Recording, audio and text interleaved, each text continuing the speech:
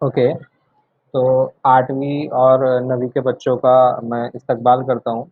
हम लोग हमारा सेमिनार स्टार्ट करते हैं। तो सेमिनार के लिए हमने 3 दिन रखे हैं। आज के दिन का हमारा टॉपिक है अलामत का खेल। ये बहुत इंपॉर्टेंट टॉपिक है। यहाँ पर जमा, नफ़ी, ज़रब, तक़सीम, बच्चे इसमें बहुत ज़्यादा जंबल करते हैं। तो मैं यहाँ पर आपको स्टेप बाय स्टेप चीज़ें बताऊँगा, आप लोगों को गौर से देखना है। और अगर कुछ भी डाउट रहेगा तो आप लोग कमेंट में आप लोग पूछ सकते हैं। अ, अलामत का खेल ये शुरू करने से पहले यहाँ पर हम लोग आदात की पहचान कर लेते हैं। तो कितने टाइप के आदात होते हैं। तो यहाँ पर पहला अदद मैंने यहाँ पर लिया 5। तो अगर आप लोग 5 देखेंगे तो 5 के सामने आप लोग देखो, 5 के सामने यहाँ पर कुछ भी अलामत मौजूद नहीं है। सामने मतलब जैसा 5 है, 5 के इधर साइड आपको देखना है, पीछे साइड नहीं देखना है आपको, इधर आगे साइड यहाँ पर आपको देखना है कौन सी अलामत है। यहाँ पर कुछ अलामत नहीं दिया गया, कुछ अलामत नहीं है, इसका मतलब उसके सामने जमा की अलामत है। उसके बाद यहाँ पर एक अदद और लिया मैंने, 7 है। 7 के सामने यहाँ पर नफ़ी की अलामत है। तो यहाँ पर हमें 2 बात समझ में आई। पहला, अगर किसी अदद के सामने कुछ अलामत नहीं है, इसका मतलब उसके सामने जमा की अलामत है। और नफ़ी की अलामत अगर किसी अदद के सामने है तो नफ़ी की अलामत लिखना कंपलसरी है। फिर उसके बाद एक अदद मैंने यहाँ पर लिया 2। 2 के सामने यहाँ पर कुछ अलामत नहीं है, कुछ अलामत नहीं है तो इसका मतलब इसके सामने जमा की अलामत है। फिर उसके बाद एक अदद मैंने और लिया है 3। यहाँ पर आप लोग देखेंगे 3 के सामने यहाँ पर नफ़ी की अलामत है। फिर यहाँ पर आप लोग देखें 64, इसके सामने कुछ अलामत नहीं है, इसका मतलब इसके सामने जमा की अलामत है। उसके बाद एक अदद और देखते हैं 93। 93 के सामने आप लोग देखेंगे नफ़ी की अलामत। तो 2 तरह के अदद आप लोगों ने देखे कि किसी अदद के सामने जमा की अलामत है, किसी अदद के सामने नफ़ी की अलामत है। तो ऐसे आदात जिनके सामने जमा की अलामत होगी तो ऐसे आदात को हम मुस्बत आदात कहेंगे। और ऐसे आदात जिनके सामने नफ़ी की अलामत होगी तो ऐसे आदात को हम मनफी आदात कहेंगे। तो यहाँ पर 5 ये मुस्बत अदद है, नफ़ी 7 ये मनफी अदद है। तो 2 तरह के आदात हमने देखे। तो अब हम उसूल देखते हैं कि जमा या नफ़ी करने के लिए क्या उसूल हैं। हम किस तरीके से वो उसूल का इस्तेमाल करते हैं, जमा और तफरीक के उसूल। यहाँ पर आप लोग देखें पहला उसूल है, अगर आपके पास 2 अदद हैं, यहाँ पर यहाँ पर पहला अदद है, ये दूसरा अदद है, और दोनों अदद के सामने जमा की अलामत है, इसका मतलब पहले अदद के सामने जमा की अलामत है और दूसरे अदद के सामने भी जमा की अलामत है। तो इस सूरत में अमल जमा का होगा।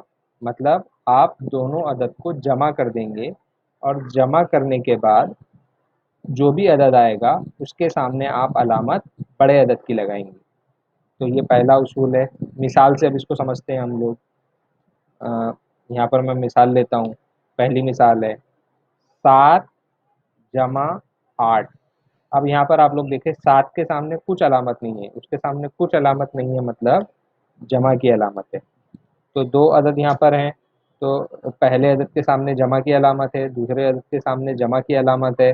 तो सबसे पहले हम अमल देखेंगे कि अमल क्या करना है। तो अमल जमा का करना है, मतलब दोनों को आपको जमा करना है।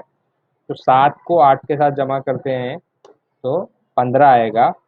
अब इसके अमल होने के फ़ौरन बाद हम अलामत देखेंगे, उसके सामने अलामत बड़े अदद की लगाना है। तो बड़ा अदद यहाँ पर 8 है, 8 के सामने अलामत जमा है तो 15 के सामने अलामत जमा आएगी। एक और मिसाल हम लोग देखते हैं 11 जमा 2। अब यहाँ पर आप लोग देखें 11, 11 के सामने कुछ अलामत नहीं है, कुछ अलामत नहीं है मतलब जमा की अलामत है। तो पहले अदद के सामने यहाँ पर जमा की अलामत है, दूसरे अदद के सामने जमा की अलामत है। तो दोनों अदद के सामने एक जैसी अलामत है, जमा जमा। तो अगर जमा जमा की अलामत है तो सबसे पहले आप अमल देखेंगे। तो यहाँ पर आप लोग देखें अमल जमा का होगा, मतलब 11 को 2 के साथ जमा करते हैं तो जवाब 13 आएगा। और उसके सामने आप अलामत बड़े अदद की लिखेंगे। तो बड़ा अदद यहाँ पर 11 है 11 کی علامت جمع ہے تو یہاں پر اس کے سامنے علامت جمع کی آئے گی. یہ پہلا اصول ہے. اب ہم دوسرا اصول دیکھتے ہیں. دو عدد آپ کے پاس ہے. پہلا عدد یہاں پر ہے، دوسرا عدد ہے، اور پہلے عدد کے سامنے نفی کی علامت ہے، دوسرے عدد کے سامنے بھی نفی کی علامت ہے.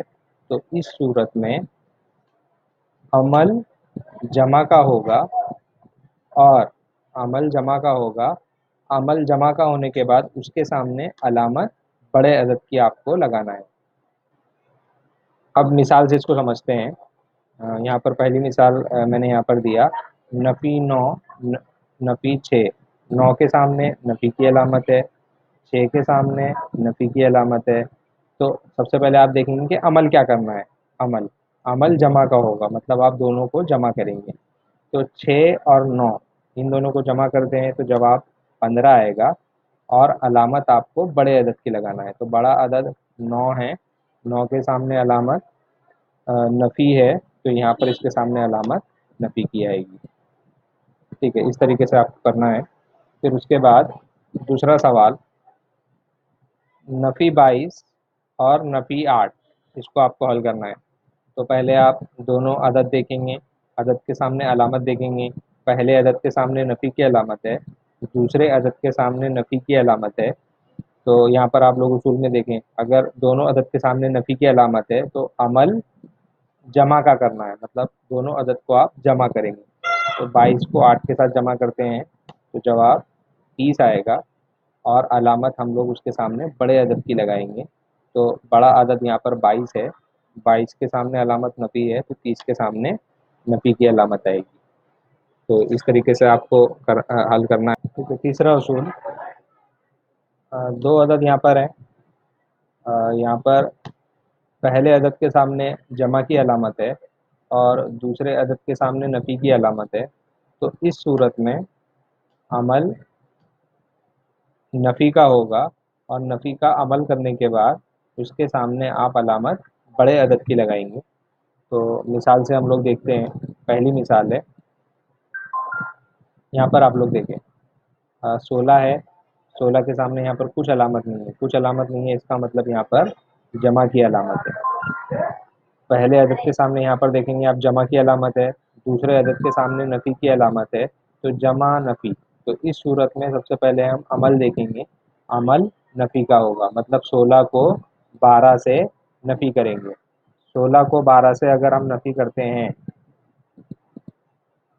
16 کو 12 سے نفی کرتے ہیں تو یہاں پر آپ لوگ دیکھیں گے تو جواب 4 آئے گا، اور علامت بڑے عدد کی لگانا ہے. تو بڑا عدد 16 ہے، 16 کے سامنے علامت جمع کی ہے تو یہاں پر علامت جمع کی آئے گی. ٹھیک ہے، اب دوسری مثال دیکھتے ہیں ہم لوگ. یہاں پر 5 نفی 11. 5 کے سامنے یہاں پر آپ لوگ دیکھیں کچھ علامت نہیں دی ہے. کچھ علامت نہیں ہے اس کا مطلب جمع کی علامت ہے.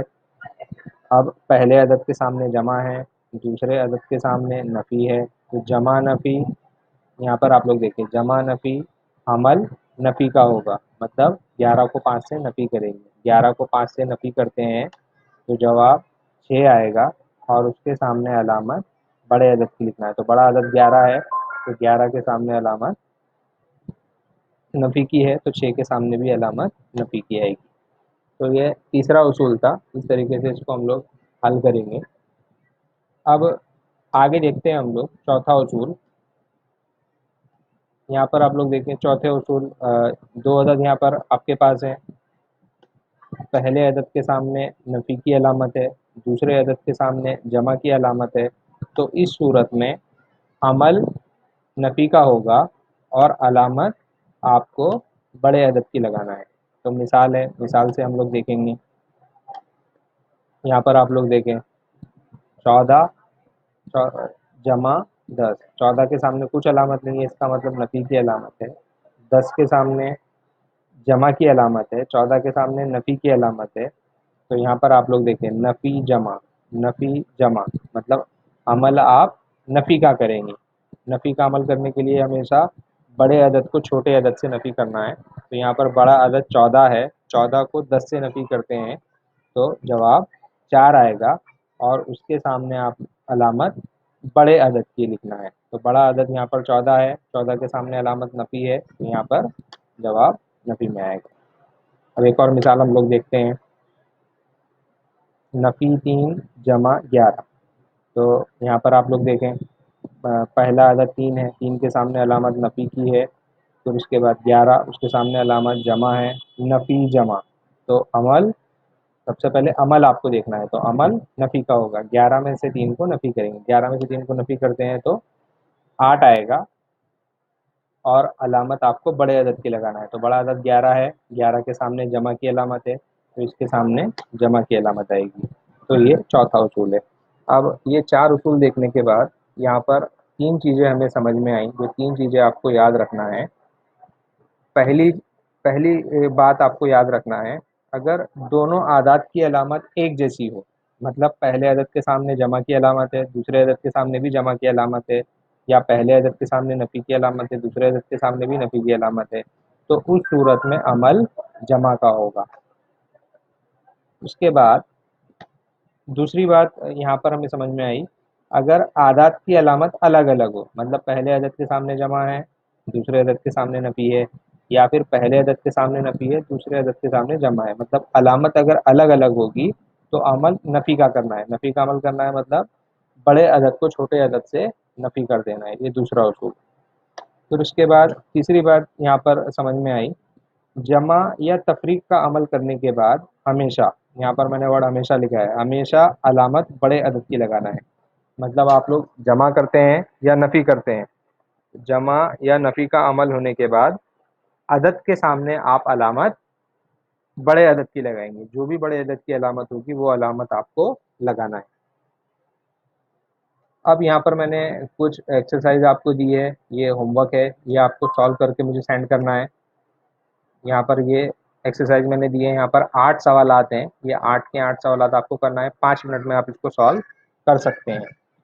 तो ये जमा और नफ़ी के उसूल हमने देखे।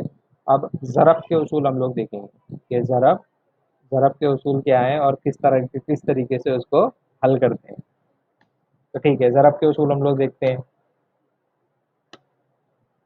पहला उसूल है, अगर 2 अदद आपके पास है, ये पहला अदद है, दूसरा अदद है, और दोनों अदद के दरमियान में ज़रफ़ की अलामत है, इस तरीके से दोनों अदद के सामने दरमियान में ज़रफ़ की अलामत है, दोनों अदद के बीच में ज़रफ़ की अलामत है, और पहले अदद के सामने जमा जमा है और दूसरे अदद के सामने जमा है, इस तरीके से, तो यहाँ पर अमल ज़रफ़ का होगा। ज़रफ़ का अमल होगा मतलब दोनों अदद को आप ज़रफ़ करेंगे, और ज़रफ़ करने के बाद जो भी अदद आएगा उसके सामने अलामत जमा की लगाएंगे। मतलब अगर दोनों अदद की अलामत, पहले अदद की अलामत जमा है, दूसरे अदद की अलामत जमा है, और बीच में ज़रब है दोनों अदद के, तो अमल ज़रब का होगा और अलामत आप जमा की लगाएंगे। अब मिसाल देखते हैं हम लोग यहाँ पर। पहली मिसाल, 7 ज़रब 3। 7 के सामने कुछ अलामत नहीं है, 3 के सामने भी कुछ अलामत नहीं है, उनके सामने कुछ अलामत नहीं है, मतलब यहाँ पर जमा की अलामत है।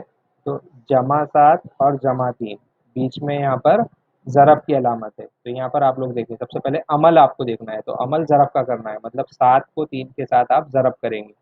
तो 7 को 3 के साथ अगर ज़रब करते हैं तो 7 तिया 21, तो जवाब यहाँ पर 21 आएगा। अमल करने के फ़ौरन बाद आप अलामत देखेंगे कि आपको अलामत कौन सी लगाना है, तो अलामत आपको जमा की लगाना है। जमा की अलामत कब लगाएंगे, अगर पहले अदद के सामने भी जमा है, दूसरे अदद के सामने भी जमा है, तो जमा जमा जमा होगा, तो 21 के सामने यहाँ पर जमा की अलामत आएगी। दूसरी मिसाल यहाँ पर हम लोग देखते हैं, पहला अदद 5 है, दूसरा अदद 6 है, दोनों के दरमियान में ज़रब की अलामत है। पहले अदद के सामने कुछ अलामत यहाँ पर नहीं दी, अदद की अलामत मैं यहाँ पर बता रहा हूँ, पहले अदद के सामने कुछ अलामत नहीं है, दूसरे अदद के सामने कुछ अलामत नहीं है, तो उनके दरमियान में उनके सामने जमा की अलामत है। तो जमा 5 और जमा 6, तो 5 को 6 के साथ ज़रब करेंगे, 5 छंग 30। अमल मतलब ज़रब का कर रहे हैं हम लोग, अमल ज़रब का होगा, तो ज़रब का अमल होने के बाद दोनों 30 आएगा, और उसके बाद आप फ़ौरन अलामत देखेंगे कि अलामत कौन सी लगाना है। तो अलामत यहाँ पर आप लोग उसूल में देखें, जमा की लगाना है, तो यहाँ पर जमा की अलामत आएगी। तो इस तरीके से आपको पहला उसूल देखना है। दूसरा उसूल है, दो अदद आपके पास है, दोनों अदद के दरमियान में ज़रब की अलामत है, पहले अदद के सामने नफ़ी है और दूसरे अदद के सामने भी नफ़ी है। तो इस सूरत में अमल ज़रब का होगा और दोनों अदद को ज़रब करने के बाद हम उसके सामने अलामत जमा की लगाएंगे। मतलब अगर अलामत एक जैसी हुई तो उसके सामने एक जैसी अलामत हुई तो ज़रब का अमल होने के बाद अलामत जमा की लगाएंगे। मिसाल देखते हैं। पहली मिसाल, नफ़ी 10, इसको ज़रब करना है नफ़ी 4 के साथ। तो यहाँ पर आप लोग देखिए दो अदद है, उनके दरमियान में ज़रब की अलामत है। तो अमल अमल ज़रब का होगा, मतलब दोनों को आप ज़रब कर देंगे। तो 10 को अगर 4 के साथ ज़रब किया जाए तो जवाब 40 आएगा। और अमल होने के फ़ौरन बाद हम अलामत देखेंगे तो 40 के सामने अलामत जमा की लगाएंगे, क्योंकि पहले अदद के सामने नफ़ी है, दूसरे अदद के सामने नफ़ी है। अब दूसरी मिसाल हम लोग देखते हैं। नफ़ी 2 ज़रब नफ़ी 8, बीच में ज़रब की अलामत है। तो अमल ज़रब का होगा और अलामत अलामत के लिए अदद देखेंगे। पहला अदद मनफ़ी है, दूसरा अदद भी मनफ़ी है। तो नफ़ी नफ़ी एक जैसी अगर अलामत है तो ज़रब होने के बाद जो भी नंबर आएगा उसके सामने जमा की अलामत लिखेंगे। तो ये दूसरा उसूल था। अब तीसरा उसूल हम लोग देखते हैं। तीसरे उसूल में आप लोग देखेंगे दो अदद हैं, दोनों अदद के दरमियान में ज़रब की अलामत है, पहले अदद के सामने जमा है और दूसरे अदद के सामने नफ़ी है। मतलब अब दोनों अदद के सामने अलग अलग अलामत है। तो ऐसी सूरत में अमल ज़रब का होगा और ज़रब का अमल होने के बाद नंबर के सामने अलामत नफ़ी लगाना है। मतलब अगर अलामत अलग अलग हुई तो ज़रब होने के बाद जो भी नंबर आएगा उसके सामने अलामत नफ़ी का लगाना है। अब एग्ज़ाम्पल हम लोग देखते हैं। तो यहाँ पर मिसाल आप लोग देखेंगे। पहला अदद 6 है, दूसरा अदद नफ़ी 7 है। तो 6 के सामने यहाँ पर कुछ अलामत नहीं है, इसका मतलब जमा की अलामत है। अब यहाँ पर अदद है जमा 6 और नफ़ी 7, उन दोनों के दरमियान में ज़रब की अलामत है। तो अमल ज़रब का होगा, दोनों अदद को ज़रब कर देंगे। तो 6 को 7 के साथ ज़रब करेंगे, 6 सते 42। ठीक है, अदद लिखने के बाद अब उसके सामने देखेंगे कि अलामत क्या आएगी। तो अलामत के लिए आप आदाद देखो, पहले अदद के सामने जमा है, दूसरे अदद के सामने नफ़ी है। तो जमा नफ़ी नफ़ी, नफ़ी की अलामत उसके सामने आएगी। ठीक है, अब दूसरी मिसाल हम लोग यहाँ पर देखते हैं। यहाँ पर पहला अदद 8 है, दूसरा अदद नफ़ी 5 है, बीच में ज़रब है। 8 के सामने कुछ अलामत नहीं है, मतलब जमा की अलामत है। तो अब यहाँ पर दो अदद आपके पास है, जमा 8 नफ़ी 5, और उनके बीच में ज़रब की अलामत है। तो 8 को 5 के साथ ज़रब करेंगे, अमल ज़रब का होगा। तो 8 पंजे 40, और उसके सामने यहाँ पर अलामत नफ़ी की लगाएंगे, यहाँ पर अलामत नफ़ी की आएगी। तो ये तीसरा उसूल था। अब चौथा उसूल है। दो अदद आपके पास है, पहला अदद यहाँ पर है, दूसरा अदद है, और दोनों अदद के दरमियान में ज़रब की अलामत है। और पहले अदद के सामने नफ़ी है, दूसरे अदद के सामने जमा है। तो इस सूरत में अमल ज़रब का होगा। ज़रब का अमल होने के बाद उसके सामने हम लोग अलामत नफ़ी की लगाएंगे। मतलब अगर अलामत अलग अलग हुई तो ज़रब का अमल होने के बाद अलामत नफ़ी की लगेगी। अब मिसाल देखते हैं। मिसाल में यहाँ पर दिया है नफ़ी 12 3, इन दोनों को बीच में ज़रब की अलामत है। 3 के सामने यहाँ पर कुछ अलामत नहीं है, अदद की अलामत, 3 की अलामत यहाँ पर कुछ नहीं है तो जमा है। तो अब यहाँ पर नफ़ी 12 है, जमा 3 है, बीच में ज़रब है। तो अमल ज़रब का होगा, 12 को 3 के साथ ज़रब करेंगे, 12 तिया 36। तो यहाँ पर हम लोग 36 लिखेंगे। फिर उसके बाद अब अलामत देखेंगे। तो अलामत के लिए अदद देखना है, 12, 12 के सामने नफ़ी है, 3, 3 के सामने जमा है।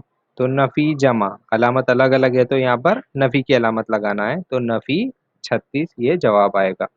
दूसरी मिसाल, नफ़ी 11 ज़रब 7, سات کے سامنے کچھ علامت یہاں پر نہیں دی ہے تو یہ جمع کی علامت آئے گی. تو نفی 11 ضرب 7، تو بیچ میں ضرب ہے تو عمل ضرب کا ہوگا، تو 11 کو 7 کے ساتھ ضرب کرتے ہیں تو 11 ستے 77.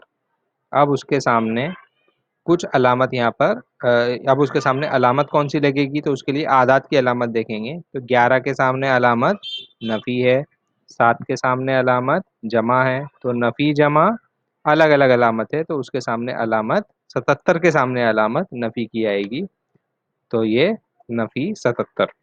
تو چار اصول یہاں پر دیکھے ہم نے. چار اصول دیکھنے کے بعد یہاں پر تین چیزیں ہمیں سمجھ میں آئیں جو ہمیں یاد رکھنا ہے. پہلی بات یہ سمجھ میں آئی، عادات کی علامت کچھ بھی ہو لیکن عمل ضرب کا ہوگا. مطلب عدد کی علامت کچھ بھی ہو، اگر ان کے درمیان میں ضرب کی علامت ہے تو آپ کو دونوں عدد کو ضرب کر دینا ہے ضرب کا عمل ہونے کے بعد. اب دوسری بات یہ سمجھ میں آئی، اگر عادات کی علامت ایک جیسی ہو، مطلب پہلے عدد کے سامنے جمع ہے دوسرے عدد کے سامنے بھی جمع ہے، یا پھر پہلے عدد کے سامنے نفی ہے دوسرے عدد کے سامنے نفی ہے، تو ضرب کے عمل کے بعد عدد کی علامت جمع ہوگی. مطلب دونوں عدد کو ہم ضرب کر دیں گے اور ضرب کرنے کے بعد جو علامت آئے گی اس کے سامنے جمع کی علامت آئے گی.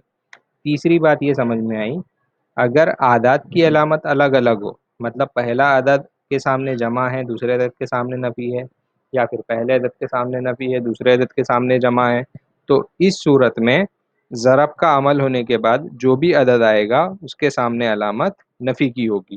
تو یہ تین چیزیں آپ کو یاد رکھنا ہے ضرب کے اصول کے لیے. اب یہاں پر میں نے اس کی ایکسرسائز دی ہے، یہاں پر کچھ مثالیں ہیں، ان مثالوں کو آپ حل کر سکتے ہیں. 8 مثالیں ہیں، تو یہ 8 کی 8 مثال آپ حل کر کے چیک کر سکتے ہیں کہ آپ کو سمجھ رہا ہے کہ نہیں سمجھ رہا ہے. تو یہاں پر ہمارا ڈے 1 کا جو ہمارا سیمینار تھا وہ ہمارا مکمل ہوا. ڈے 2 ہم کل کنٹینیو کریں گے. اب آگے یہ ہمارا تعلیمی چینل ہے، اس کو آپ لوگ سبسکرائب کر لیں، اور جو دیگر ویڈیو ہوں گے وہ ویڈیو میں اس پہ اپلوڈ کرتے رہوں گا، اور وہ ویڈیو آپ کو ڈائریکٹ آپ کے پاس ملتے رہیں گے، اور آپ لوگ اس کو شیئر بھی کر